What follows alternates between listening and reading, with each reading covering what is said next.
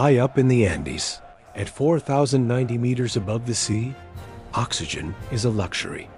In the early 17th century, Potosi wasn't just a remote outpost. It was the highest metropolis the world had ever seen. A frozen, desolate wasteland transformed into a silver-paved Babylon, governed by the thin, biting wind and the looming red peak of Cerro Rico. By 1610, this vertical city housed over 160,000 souls, making it as massive as London, Paris, or Beijing. It was a demographic explosion in a place where nothing could naturally grow. While the great European capitals were built on fertile plains, Potosi was carved directly into the raw, unforgiving stone of the mountain, defying the laws of nature and survival. The wealth generated here was unimaginable. During the grand religious festivals, colonial authorities literally paved the main streets with solid bars of pure silver for the governors to walk upon. This wasn't merely a display of power. It was a loud statement to the Spanish crown that Potosi had become the beating heart of global riches and imperial greed. Over 30 opulent stone churches and majestic monasteries rose from the dust, their altars dripping with gold and refined silver. From the heights of the plazas, the elite could look down upon the world, believing they were chosen by God, while the thin air made every step a labor and every breath a cold reminder of their fragile mortality. Yet this splendor was a fragile facade. In a city where no grain could ripen and no trees could flourish, every luxury had to be hauled up the steep Andean slopes. Silk from China, spices from India, and fine wines from Spain all arrived here, paid for by the relentless mining of the mountain that stood silently watching the bustle below. As the sun set, the blood-red shadow of Cerro Rico stretched across the city like a predatory giant. The world saw only the shining coins, but the mountain saw the people. It was a civilization perched precariously between the heavens and the abyss, where the stench of coal smoke and wealth mingled with the scent of looming disaster. In 1545, a shepherd named Diego Holpa stumbled upon a vein of silver so pure gleamed in the moonlight. This was the birth of Cerro Rico, the rich hill. From that moment, the mountains ceased to be a sacred Andean peak and became an insatiable forge, destined to supply 60% of the entire world's silver for centuries. The scale of extraction was truly astronomical. Officially, 45,000 tons of pure silver were registered over the first 150 years. But the real numbers, hidden by shadows of smuggling and corruption, were likely double. It was enough silver to build a bridge across the Atlantic, binding Europe and the Americas in a cold, metallic embrace.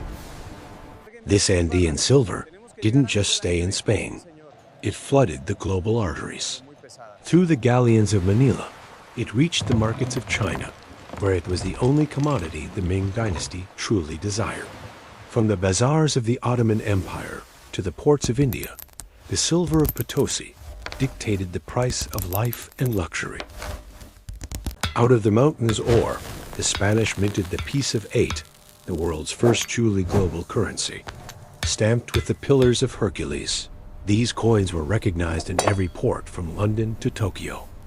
They were the ancestors of the modern dollar, a universal language of trade spoken by merchants who never saw the mountain where it all began. For the Spanish crown, Potosi was the ultimate treasury. It funded the invincible armadas, the endless religious wars of Europe, and the extravagant palaces of the Habsburgs. The empire became a silver addict, its survival inextricably linked to the dark, narrow tunnels of Cerro Rico, where the glitter of wealth masked the growing stench of imperial decay. But an engine of this magnitude required a fuel that silver coins could not represent. As the veins of ore grew deeper and harder to reach, the demand for labor turned into a hunger for souls. The stage was set for the dark transition from global prosperity to a biological holocaust. hidden deep beneath the Earth's crust. In the late 16th century, the Spanish crown weaponized an ancient Incan tradition called the Mita. Originally a communal labor service for the public good, it was twisted into a relentless machine of colonial exploitation. This was no longer about building roads or temples. It was about feeding the insatiable hunger of an empire with human souls. Every year, between 13 and 16,000 indigenous men were forcibly drafted from 16 different provinces across the high Andes. They were uprooted from their homes, forced on a journey of hundreds of miles. Families followed, carrying their few belongings, knowing that for many, this was a final walk toward a dark subterranean grave. Inside Cerro Rico, the workers descended 600 meters into a hellish vertical maze. They climbed rickety ladders made of raw leather, carrying 45-kilogram sacks of ore on their aching backs. The only light came from tallow candles fastened to their thumbs, flickering against the damp, cold rock that felt more like the walls of a tomb. The air inside was a toxic soup of fine silver dust and sulfur. Silicosis destroyed their lungs within months, turning every breath into a struggle for survival. In the deep galleries, the heat was stifling, while the surface was freezing, creating a shock to the system that broke their bodies long before the mountain could claim them. Outside the tunnels, a different horror awaited in the amalgamation vats. Workers spent days treading a toxic slurry of crushed ore and liquid mercury with their bare feet to extract the silver. The poison seeped into their skin and nervous systems, causing tremors and madness. To the Spanish, these men were mere components in a chemical reaction. The mortality rate was staggering, reaching 30% per shift. Over the course of 2 centuries, historians estimate that over 1 million workers perished within the shadows of Potosi. The indigenous people gave the peak a new, terrifying name, the mountain that eats men, a monument built on 1 million sacrifices that history chose to forget. Beyond the pits, the rancherias were crowded barracks of despair, clinging to the frozen slopes.